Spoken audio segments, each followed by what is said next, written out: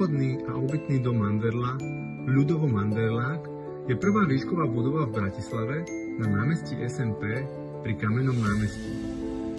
Budovu navrhli a zrealizovali v rokoch 1934 až 1935 pre bratislavského podnikateľa a mesiara Rudolfa Manderlu, podľa ktorého je aj pomenovaná.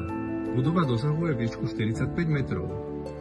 Konštrukciu tvorí železobetónový skelet, po 5. poschodie 8-osový, vo vyšších poschodiach 4-osový. Hladkú omietku fasády doplňajú lizény, prechádzajúce od oporných stĺpov cez celý objekt až na úroveň strechy.